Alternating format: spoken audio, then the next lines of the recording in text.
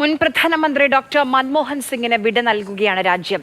സംസ്കാരം നാളെ രാവിലെ 10 മണിയോടെ നടക്കും. രാവിലെ 8:30 മുതൽ 9:30 വരെ കോൺഗ്രസ് ആസ്ഥാനത്ത് പൊതുദർശനം നടക്കും. പ്രധാനമന്ത്രി നരേന്ദ്രമോദി, ആഭ്യന്തരമന്ത്രി അമിത് ഷാ അടക്കമുള്ളവർ മൻമോഹൻ സിംഗിന്റെ വസതിയിലേക്ക് എത്തി അന്ത്യാഞ്ജലി അർപ്പിച്ചു. അർജുൻ പീതാംബരൻ നമുക്കൊപ്പം വിവരങ്ങളുമായി ചേരുന്നുണ്ട്. അർജുൻ, ജൻപത്തിലെ അദ്ദേഹത്തിന്റെ വസതിയിലേക്ക് ഇതുവരെ ആരൊക്കെ എത്തിയിട്ടുണ്ട്? നാളത്തെ പൊതുദർശനവും സംസ്കാരവുമായി ബന്ധപ്പെട്ട ക്രമീകരണങ്ങൾ, സമയമൊക്കെ പറയും.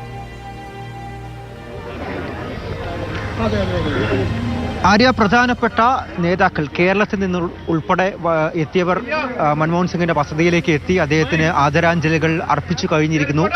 പ്രത്യേകിച്ചും കൊടിക്കുന്നിൽ സുരേഷ്, VD സതീശൻ, രമേശ് ചെന്നിത്തല തുടങ്ങിയ കേരളത്തിൽ നിന്നുള്ള മുതിർന്ന കോൺഗ്രസ് നേതാക്കൾ അല്പസമയം മുൻപാണ് ഇവിടെ ജൻപത്തിലെ 3-ാം നമ്പർ വസതിയിൽ മൻമോഹൻ സിംഗിന്റെ വസതിയിലെത്തി അദ്ദേഹത്തിന് ആദരാഞ്ജലികൾ അർപ്പിച്ചു. അതിനുശേഷം അവർ മാധ്യമങ്ങളെ കണ്ട് സംസാരിക്കുക അടക്കം ചെയ്തിരുന്നു.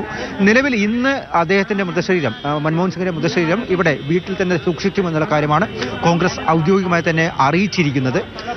വീടിന് പുറമെ ഉണ്ടാവുന്ന പൊതുദർശനം അത് കോൺഗ്രസ് ആസ്ഥാനത്തായിരിക്കും, AICC ആസ്ഥാനത്തായിരിക്കും. രാവിലെ 8 മണിയോടുകൂടി, നാളെ രാവിലെ 8 മണിയോടുകൂടി ഇവിടെ നിന്നും വിലാപയാത്രയായിട്ട് AICC ആസ്ഥാനത്തേക്ക് മൃതശരീരം കൊണ്ടുപോകും. ഇവിടെ നിന്നും ഏകദേശം 300 മീറ്റർ മാത്രമാണ് കോൺഗ്രസ് ആസ്ഥാനത്തേക്കുള്ളത്.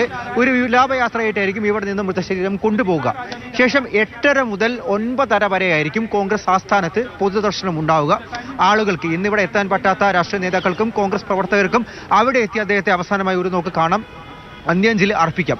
9:30 അവിടെ നിന്നും ശ്മശാനത്തിലേക്ക് കൊണ്ടുപോകുമെന്നുള്ള കാര്യമാണ് നിലവിൽ എന്തായാലും ഔദ്യോഗികമായി കോൺഗ്രസ് അറിയിച്ചിരിക്കുന്നത്. പക്ഷേ എവിടെ വെച്ചായിരിക്കും അദ്ദേഹത്തിന്റെ സംസ്കാര ചടങ്ങുകൾ ഉണ്ടാകുക എന്നുള്ള തരത്തിൽ ഒരു കാര്യത്തിൽ ഇപ്പോഴും ഔദ്യോഗിക പ്രഖ്യാപനമായിട്ടില്ല. കേന്ദ്ര മന്ത്രിസഭാ യോഗം കഴിഞ്ഞിട്ടുണ്ട്, അതിലൊരു ധാരണ എത്തിയിട്ടുണ്ട്. പക്ഷേ ഇപ്പോഴും എവിടെ വെച്ചായിരിക്കും ഈ ചടങ്ങുകൾ ഉണ്ടാകുക എന്നുള്ള കാര്യം ഔദ്യോഗികമായി പുറത്തുവിട്ടിട്ടില്ല. നാളെ രാവിലെ 10 മണിയോടുകൂടിയായിരിക്കും എന്തായാലും ഈ സംസ്കാര ചടങ്ങുകൾ നടക്കുക. അതിനു മുൻപ് അദ്ദേഹത്തിന്റെ മകൾ അമേരിക്കയിൽ നിന്നും വരാനുണ്ട് ഒരാൾ, അവർ കൂടി ഇന്ന് രാത്രിയോടെ എത്തും. എന്തായാലും ഇന്ന് രാത്രിയോടെ ആ സ്ഥലം കൂടി എവിടെ വെച്ചായിരിക്കും സംസ്കാരം നടക്കുക എന്നത് ഔദ്യോഗികമായി തന്നെ കോൺഗ്രസ് അറിയിക്കും എന്നുള്ള കാര്യമാണ് നിലവിൽ നേതാക്കൾ നമ്മളോട് പറയുന്നത്. നിലവിൽ പ്രധാനപ്പെട്ട നേതാക്കൾ, കോൺഗ്രസിന്റെയും മറ്റു പാർട്ടികളുടെയും എല്ലാം നേതാക്കൾ വന്നു കഴിഞ്ഞു. ഇപ്പോൾ മറ്റ് രാജ്യങ്ങളിലെ പ്രതിനിധികൾ, ഇവിടെ നിരവധി എംബസികളുണ്ട്, അവിടെയെല്ലാം തന്നെ അംബാസഡർമാരുണ്ട്, പ്രതിനിധികളുണ്ട് മറ്റ് വിദേശ രാജ്യങ്ങളിലെ.